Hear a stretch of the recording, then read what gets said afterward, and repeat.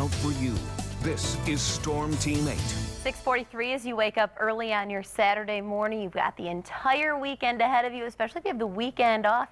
The possibilities are endless, especially if you're into some winter sports, because we certainly have the snow. Some of this started coming down yesterday morning. It continued into the afternoon hours and really picked up some steam about 5 or 6 o'clock last night. If you were watching Bill Steffen, he was tracking it out for you. Now, what you see this morning is all relatively light from Twin Lake to Fremont into the Ottawa County location, Coopersville down to Allendale, taking M45 west, Holland, Zeeland, Hudsonville, Borculo down into Allegan County. We're looking at some occasional snow showers, but these really look worse than they really are. Any additional accumulations today are going to be quite minor, and a lot of those roadways, actually, I was quite surprised on my way in this morning, considerably better than they've been most of the week so far. And part of that is the great work of the Road Commission. Also, the temperatures beginning to increase just a bit. That salt's much more effective when we're in the 20s. So we're tracking a little bit of sunshine building in this afternoon. It'll replace some of the snow shower activity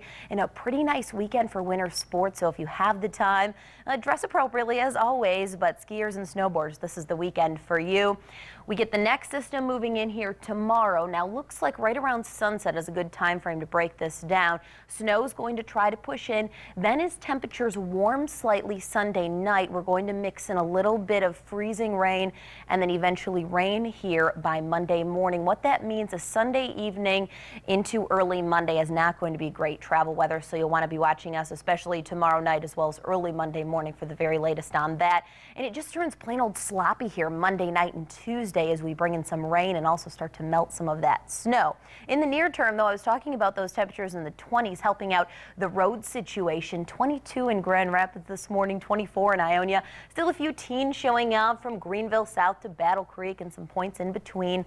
Winds are relatively light as well out of the northwest at 5 to 10 miles an hour. So wind chills really not too bad this morning, and they're going to be pretty decent this afternoon as well, because check that out at the noon hour, 5 to 10 miles an hour out of the northwest. Air temps in the 20s. You can see some sunshine there. As we go through the overnight time frame, we'll generally see partly cloudy skies, no precipitation as anticipated. Temperatures are going to fall into the upper single figures to around 10 above, though, by 6 a.m. tomorrow morning. And notice at noon, we are still dry across the area, because I really don't anticipate any of that snow move in until around sunset. That's a really good ballpark figure for this next system to push its way in. Monday morning is going to be sloppy. You want to make sure you tune into Daybreak starting at 4:30. Monday evening into Tuesday, things improve as we bring in some warmer air. 46 on Tuesday, Mark. But it all comes crashing to an end here. Wednesday evening, our temps are into the low 20s with a pretty stiff wind. Well, it's January going into February, as should be expected. This is what we do expect. And really, since this cold air has set in, we've seen well below normal temperatures. And as I look out into the long-range forecast models, of course, we start to look at trends. Into February, still looking colder than normal, with the exception of a couple of these 1 or 2 day warm-ups. All right, well, we've got a little